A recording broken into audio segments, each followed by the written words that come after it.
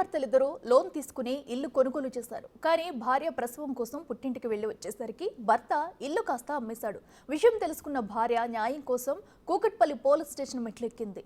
లోన్లో బారోవర్గా ఉన్నా తనకు తెలియకుండా ఇల్లు అమ్ముతారని, కొనేవాళ్లు కూడా చూసుకోకుండా ఎలా కొంటారని బాధిత భార్య ప్రశ్నిస్తుంది.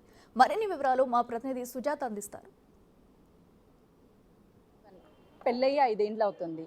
భర్తను నమ్మి ఇంటికి వచ్చినటువంటి నిఖిత ఉంటున్నటువంటి ఇల్లునే భార్యకి తెలియకుండా భర్త ఇంటిని అమ్మేశాడు. ఈరోజు తన ఇల్లు తనకు కావాలి అంటూ రోడ్డు మీదకి వచ్చింది తన కూతురు చిన్నారితో.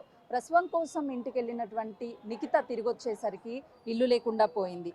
మీ వివాహం ఎప్పుడైంది, అసలు ఏం జరిగింది? అక్టోబర్ 2020లో అయిందండి. మాకు ఇల్లు మేము ఏప్రిల్ 2022లో రిజిస్ట్రేషన్ చేసుకున్నాము. అప్పుడు చేసేటప్పుడు కూడా ఇద్దరి పేరు మీదనే చేస్తామని అన్నారు. కానీ చివరికి లాస్ట్కి రిజిస్ట్రేషన్ ఆఫీస్కి పోయేసరికి ఆయన పేరు మీద చేయించుకున్నారు. నేను అది క్వశ్చన్ చేశాను. తర్వాతకి పెద్ద మనుషులు వాళ్ళు వచ్చి మాట్లాడారు. మీ హస్బెండ్కి మీకు ఏమన్నా మధ్య వివాదాలు ఉన్నాయా? లేదండి, ఏం లేదు. అంటే డబ్బుల కోసం ఇబ్బంది పెట్టడం అయితే ఉందండి, కొట్టడం అట్లాంటివి ఉన్నాయి. మీరు పుట్టింటికి వెళ్ళిన తర్వాత డెలివరీ కోసం ఎప్పుడు మీ హస్బెండ్తో మాట్లాడలేదా? డెలివరీ అయినప్పుడు వచ్చాడండి. మళ్ళీ 21st రోజు గొడవ పెట్టుకొని వెళ్ళాడు. మళ్ళీ తర్వాతకి 9 months వరకు ఎప్పుడు కాంటాక్ట్లో లేడు. పాపకి 9 months వచ్చే వరకు.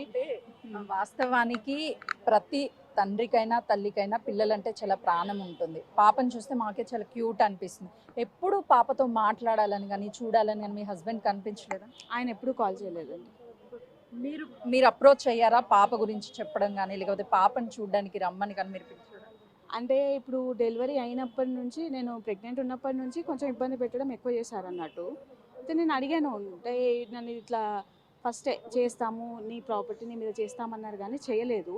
నేను అడుగుతూనే ఉన్నాను. తర్వాతకి నా గోల్డ్ కూడా వాళ్ళ దగ్గరే ఉందండి. పాప పుట్టిన ఇంకా ప్రెగ్నెంట్ అయినప్పటి నుంచి ఇబ్బంది పెట్టడం ఎక్కువ పెట్టినారు అన్నట్టు. అయితే ఇప్పుడు 7th month అట్లా ఉన్నప్పుడు గొడవ పెట్టుకున్నాడండి. గొడవ పెట్టుకొని రాలేదు. మళ్ళీ డెలివరీ టైంకి నేనే కాల్ చేశాను. కాల్ చేస్తే వచ్చాడు. వచ్చి మళ్ళీ డెలివరీ టైం నుంచి 21st వరకు ప్రతిరోజు ఇష్యూస్ నన్ను ఇబ్బంది పెట్టడం, టార్చర్ చేయడం, మాటలతో సూటుపడి మాటలతో అనడం. అంటే డబ్బుల గురించి పక్కన పెట్టండి. సో పాపని కనీసము చూడ్డానికి కానీ, లేకపోతే మీ అత్తయ్య కానీ, వాళ్ళ తరపున బంధువులు కానీ ఎవ్వరూ కానీ మీ దగ్గరికి రాలేదా? లేదండి.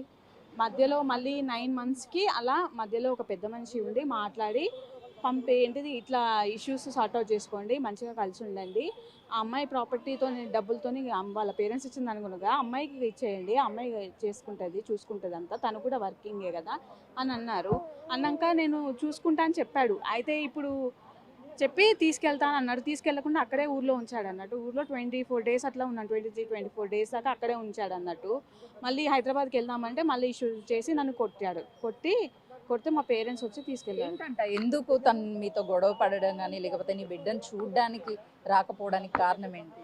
నేను ఈ ప్రాపర్టీ తీసుకున్నాక కూడా నేను ఇల్లు ఈఎంఐకి వాటికి ఆయనకు డబ్బులు వేస్తుండే అన్నట్టు. ఇద్దరం కలిసి లోన్లో కూడా నేనే ఉన్నాను. అయితే నన్ను ఇంకా ఇబ్బంది పెట్టడం అన్నప్పటి నుంచి నేను 1 year నుంచి ఇవ్వడం ఆపేశాను అన్నట్టు. ఎవరి పేరు మీద ఉంది, ఎవరి డబ్బుతో కొన్నారు? ఇల్లు డౌన్ పేమెంట్ పేరెంట్స్ ఇచ్చింది, మిగిలింది లోన్ అండి. ఉండడం ఆయన పేరు మీద ఉంది. అంటే ఎప్పుడు అమ్మారు? ఏదన్నా మిమ్మల్ని అప్రోచ్ అయ్యాడా?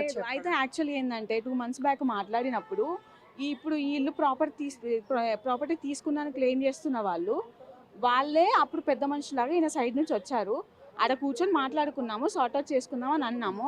ఇప్పుడు మళ్ళీ నన్ను అక్కడ ఇబ్బంది పెట్టి పంపించాడు. పంపించినాక ఇప్పుడు నేను ఆయన రావట్లేదని నేను వచ్చాను, నా ఇంటికి నేను వచ్చాను. వచ్చాక ఇప్పుడు నేను తీసుకున్నా అంటున్నాడు. అంటే మీకు ఆల్రెడీ తెలుసు అక్కడ ఇష్యూ అవుతుంది అది అని, మీరు ఎలా నాకు కన్సర్న్ లేకుండా, ఎందుకంటే లోన్లో నేను ఉన్నాను, ఇంట్లో ఉన్న డౌన్ పేమెంట్ నాదే, నా కన్సర్న్ లేకుండా మీరు ఎలా ఇల్లు తీసుకుంటారు? ఏమంటున్నారు వాళ్ళని అడిగినప్పుడు?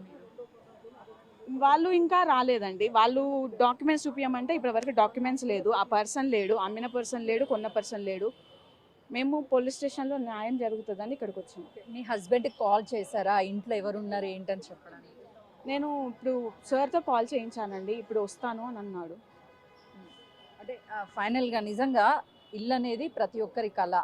ప్రతి పుట్టింటి వాళ్ళు కూడా నా బిడ్డ హ్యాపీగా ఉండాలి, ఒక సొంత ఇల్లు ఉండాలి అని చెప్పేసి కట్నం రూపంలోనో లేకపోతే ఇల్లు రూపంలోనో ఇస్తూ ఉంటారు. అలాంటిది ఈరోజు మీకు ఎంతో ఇష్టంగా ఇచ్చినటువంటి ఇల్లు లేకుండా పోయింది, ఏం చెప్తారు? నాకు న్యాయం జరగాలండి. నా పేరెంట్స్ నాకంటూ ఇచ్చిందంతా వాళ్ళ దగ్గరే ఉంది. నాది నాకు కావాలండి. అంటే నేను మాది అనుకొని అనుకున్నాను. కానీ అక్కడ అది లేదు. నన్ను కొట్టడం, ఇంకా అదనపు డబ్బుల కోసం హెరాస్ చేయడం. నాకు తెలియకుండా ప్రాపర్టీ అసలు అమ్మే రైటే లేదు. అది ఆ అబ్బాయికి తెలీదన్నట్టు కాదు. మధ్యలో ఉన్న అబ్బాయికి కూడా తెలుసు. నువ్వు ఆయన తరపు నుంచి వచ్చి నీకంతా తెలిసి కూడా నువ్వు నా కన్సర్న్ లేకుండా ఎలా ప్రాపర్టీ కొంటారు? ఇప్పుడు వైఫ్, హస్బెండ్ ఇద్దరు ఉంటే వైఫ్‌ని కూడా అడగాలి కదా! నా కన్సర్న్ లేకుండా ప్రాపర్టీ అమ్మేసుకున్నారండి. చూస్తున్నాం కదా, బాధిత మహిళ ఆ ఇంట్లో ఎన్నో జ్ఞాపకాలు ఉన్నాయి. పెళ్ళైన తర్వాత అదే ఇంట్లో ఉన్నాము, ప్రెగ్నెన్సీ వచ్చాక పుట్టింటికి వెళ్ళిపోయాము అని చెప్తుంది. ఆ తర్వాత చిన్న చిన్న మనస్పర్ధలు వచ్చాయి. అప్పుడు నాకు తెలియకుండానే మా హస్బెండ్ ఇంటిని అమ్మేశాడు అని చెప్పేసి ఈరోజు నేను వస్తే తెలిసింది. కానీ అమ్మాడా లేదా అనే విషయం కూడా ఇంకా క్లారిటీ లేదు. కానీ అదే ఇంట్లో మళ్ళీ సంతోషంగా నా బిడ్డతో నా భర్తతో కలిసి ఉండాలని నేను కోరుకుంటున్నాను. ఇద్దరి సైడు అదే ఉండాలి, నా భర్త కూడా మారి నా దగ్గరికి రావాలి అని చెప్పేసి ఆ మహిళ కోరుకుంటుంది. కెమెరామెన్ లక్ష్మీకాంత్తో సుజాత, కుకట్పల్లి.